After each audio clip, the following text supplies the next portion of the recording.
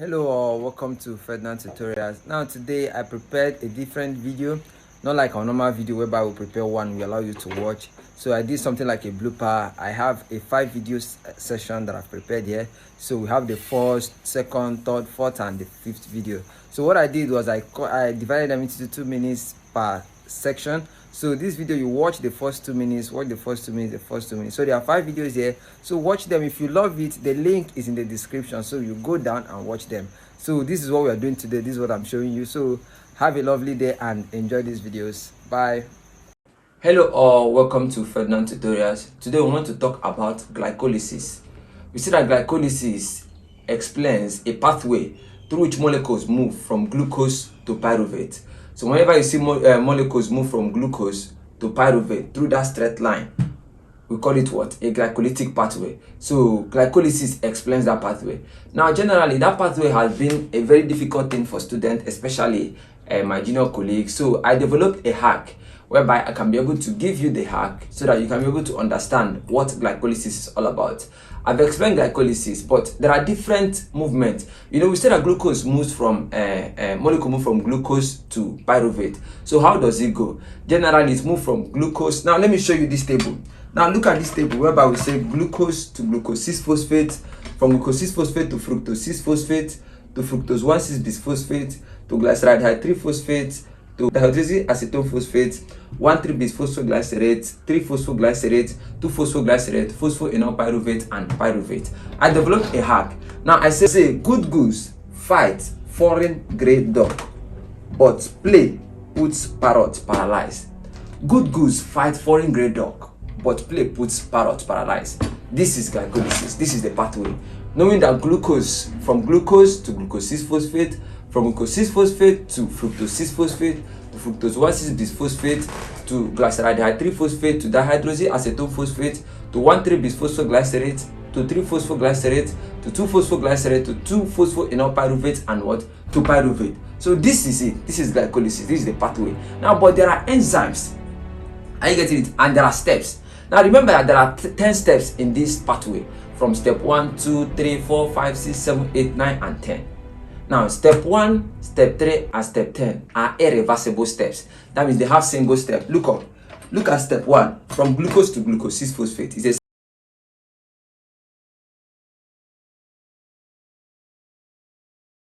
Now in today's video, I want to talk about what you need to know about becoming a biochemistry major. In the past couple of days or months, series of students have been coming to my DM to ask me about biochemistry, what it's all about, and how should they focus, and in what area of biochemistry that suggests them to focus. So I answered some questions and I think it wasn't clear for them or to them.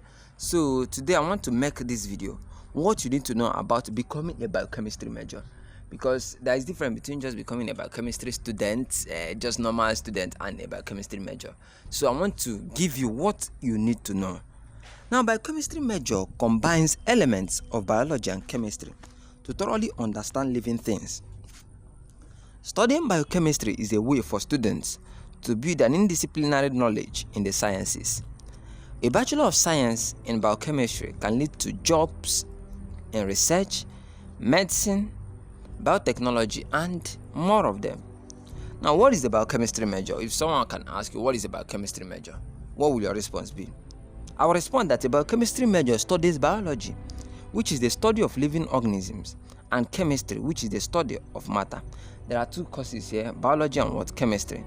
Biology, study of living organism, and chemistry, which is the study of matter, their properties and how they interact. Now, in summary, we can say that biochemistry major studies the chemistry of living things. Biochemistry is a rigorous field of study involving foundational and introductory courses in biology and chemistry, with laboratory components as well as advanced courses exploring topics such as cell biology, microbiology, and genetics. Biochemistry major also take mathematics and physics courses. Now let's talk about the common courses a biochemistry major can expect.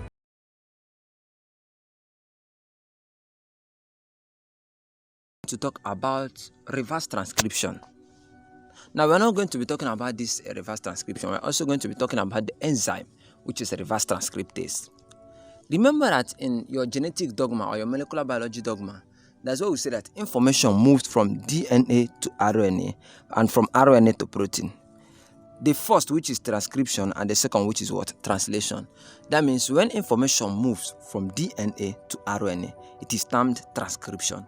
And when information moves from that RNA and translated to protein, it is called what? Translation.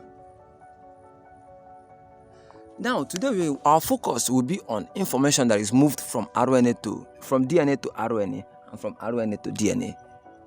I don't know if you are getting what I'm saying. So normally, when information moves from DNA to RNA, it is called transcription. When information moves back from RNA to DNA, it is called what? Reverse transcription. That is, and when we are talking about genetic dogma, we say that information cannot be moved when it have gone through this DNA to RNA to protein. It cannot move back. But the exception of this rule, there are two exceptions, where we have the prion protein and we have the reverse transcription. So I want to be talking about this reverse transcription. Now, reverse transcription is the process whereby RNA information are moved from RNA to DNA. Whereby reverse transcriptase, which is my main case story today, is an enzyme used to generate complementary DNA. That's the cDNA from an RNA template through a process called reverse transcription. Reverse transcriptases are used by viruses such as HIV and hepatitis B to replicate their genomes by retrotransposition, a type of genetic component that copy and paste themselves into different genomic locations by converting RNA back into DNA through the process reverse transcription using an RNA transposition.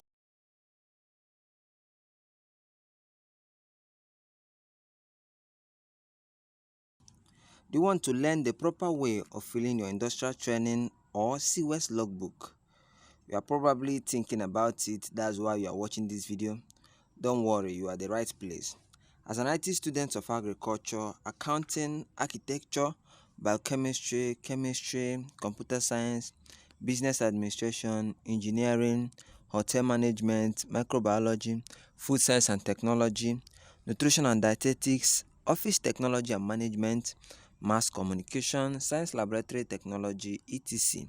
You easily learn how to correctly fill your logbook. Today in this video, I will take my time to correctly teach and show you how to fill your own logbook.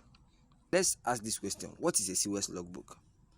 Now, the Siwes logbook, also known as industrial training or internship logbook, is an official record booklet that is being issued by various universities, polytechnics, colleges of education, colleges of technology, colleges of agriculture, to their internship students to carefully and neatly record their daily/weekly activity projects, jobs, etc. carried out in the workplace. This logbook usually contains basic information of the IT student and the firm the students have been attached for training. The Siwes logbook varies among higher institutions. As a result, I will be using my own IMSU Siwes logbook as a guide. I'm currently a 300 level student of biochemistry in Imo State University. So I'm also doing my training now. So I'll be using my own logbook to teach you how to fill your own logbook. So let's go. Now, the logbook is divided into 9 pages. The first page is the student details page. Second one is the organizational profile page. The third one is the activity record page. Fourth is monthly work summary description page, followed by university-based supervisor monthly visit page.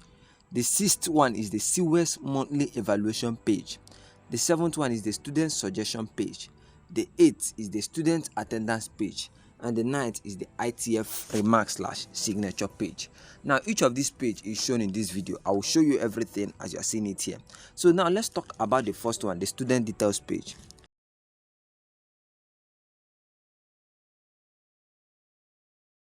Hello all, welcome to Ferdinand tutorials. Now in this video I want to be talking about prion proteins, or I can say prion diseases. So stay calm, get your juice, get your drink, get your yogurt, sit tight and watch this video. You're going to be learning a lot. So let's go. A prion is a type of protein that can cause disease in animals and humans by triggering normal healthy proteins in the brain to fold abnormally. The prion mode of action is very different to bacteria and viruses, as they are simple proteins devoid of any genetic material. Once a misfolded prion enters a healthy person potentially by eating infected food, it converts correctly folded protein into the disease-associated form.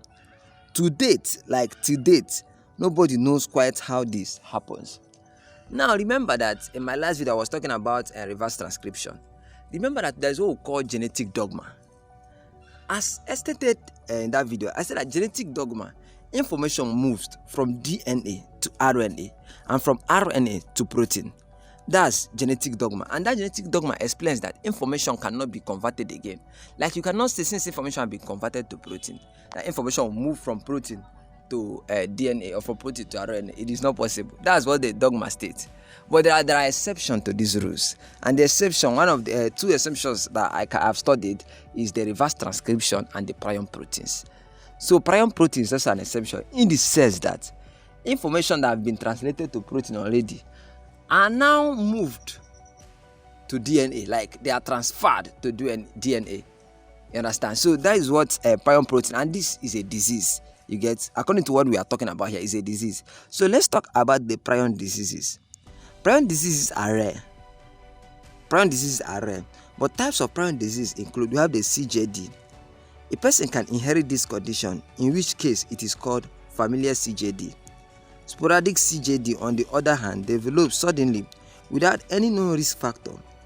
Most cases of CJD are sporadic and tend to strike people around the age of 60.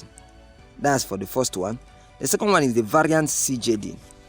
This is an infectious disease that is related